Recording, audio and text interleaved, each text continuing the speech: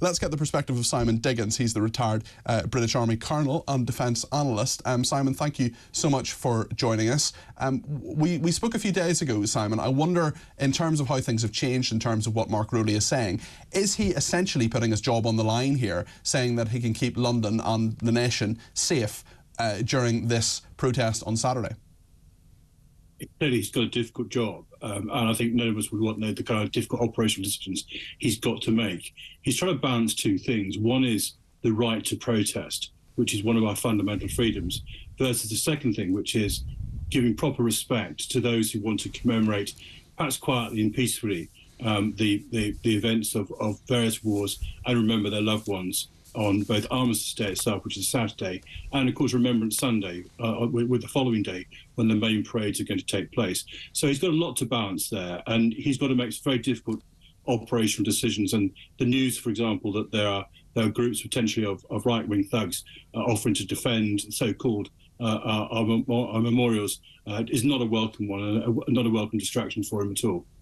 I am absolutely I agree with you completely that that there is absolutely no call for anybody to bring any weapon or to even be there if they aren't due to be there. If they are football hooligans, they're not welcome. I don't want any violence. I don't want anybody to create any violence. But the fact is that there have, of course, been people within those marches previously who have attacked police officers, who have been causing trouble. And whilst I absolutely do not condone, or I certainly do not call for anybody to do this, there is, it shows the depth of feeling, doesn't it, when there are people who say, let's go to London and protect the cenotaph. No, there is. And I mean, memorials, and particularly the cenotaph, is an intensely, it's a real focus and icon of grief. I mean, it's worth pouring out that officers from who are working in London District, if they're in uniform and walking past there, are required to salute. Yeah. And that marks that. So they appear to be marking, and people say, well, who are they saluting? They're saluting our dead, and they're saluting those who served in the armed forces, but it's particularly remembering those who have died. And that's why the cenotaph is so important. So, and that's what they need to do. I have to say that I think that Sir Mark has been very balanced about this in terms of what he's trying to do. And there has been clearly long conversations with both the pro-Palestinian, the Palestine Solidarity protest movement and others about this. And I'm hoping that those I think, very sensible conversations can be allowed to continue. I'm not sure that what Rishi Sunak is quite trying to achieve at the moment.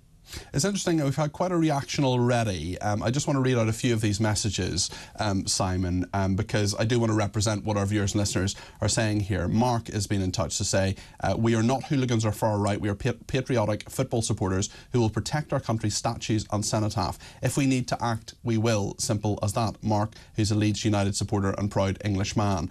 Ali says, Peter, I'm in no way a far right thug, but as a veteran, I will be there to protect the cenotaph and parade. How dare I be accused of being a far-right thug? The police should stand up and be counted. If they do, I wouldn't have to be going to London at all and stay at my local parade. Final one here from Paul, who says, Peter, why are the British public having to rely on people like Tommy Robinson and alleged football hooligans to protect our cenotaph and Remembrance Day? Where are the police and government? Not all Tommy Robinson supporters and sympathisers are far-right. He says a lot of people which resonate with us, the British people. Islam is not a British religion or culture. Why are we being so cowed? Why can't the British people protest to protect our culture, our cenotaph and our Remembrance Day?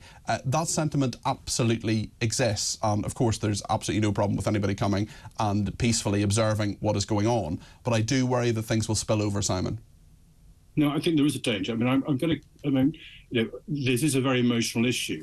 I'm going to challenge the individual who thought that Islam is not a British religion or culture. It is. My father-in-law's Muslim, and I'm very proud of the fact that he's a Muslim, and he's a proud Briton who's worked very hard for this country and done that. So I'm very proud of what the other religions can do. You know, I may come from a Christian heritage, and I call myself a Christian, but I'm very proud that there are other people in this country from very different religions, very different backgrounds, who see themselves as part of this culture and history as well. So I will challenge that individual in terms of what he's just said.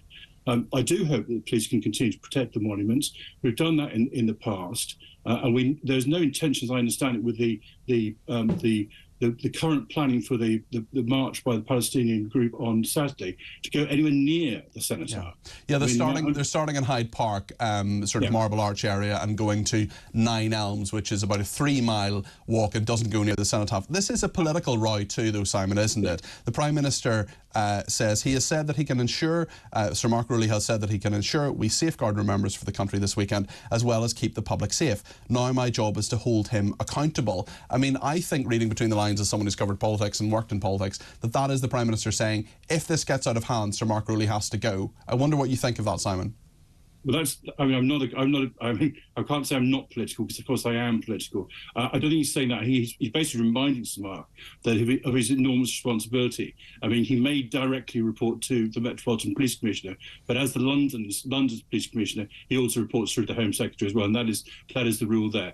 And Sir Mark has got a very difficult job at the moment. One of his primary jobs, I understand it, is also he's trying to reform the Met Police, which is a very difficult one, and he's been given good support to do.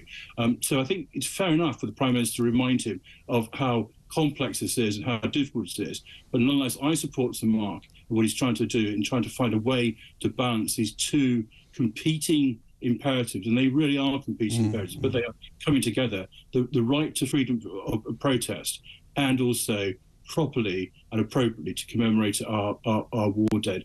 And all of that, which that entails, is not just the dead, but all the families who are also affected by it as well. So it's a very difficult balance he's got to achieve.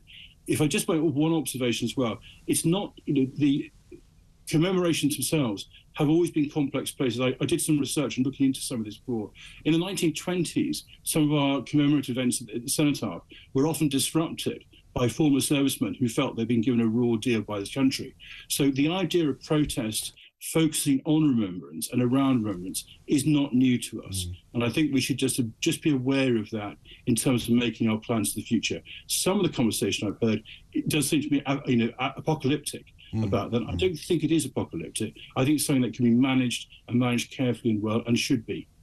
Simon, thank you very much indeed for your analysis there. Simon Diggins, a retired British Army Colonel and Defence Analyst. Ian has been in touch. It says, Peter, thank goodness some people might come to London to support our values and protect our memorials. Please don't write them all off as hooligans before the event. I'm absolutely not doing that. I'm simply saying that there are reports that a known group of hooligans on Facebook have been sending messages who have been football hooligans previously, and there have been problems previously, and those messages are going around. I'm not saying that absolutely everybody who comes is a hooligan. Absolutely not saying that for a second. I'm sure there are people who want to remember our war dead. They should absolutely do that. And if there are more people at the cenotaph this year than other years, well, that's okay. That means that more people feel that this is a very, very important issue. The problem for me is any violence and any breaking of the law. I just cannot condone that whatsoever, and I don't think that is the right thing. There are clearly those within the pro-Palestinian march who've broken the law, but we have to have a police force, and this is the problem. We have to have a police force that we have confidence in to deal with that and to keep the peace here. This is a really, really difficult public order situation on Saturday, and I just want to analyse it properly, calmly, and to make sure that we are factual in what we're talking about. So Ian, thank you for your message. I really appreciate it.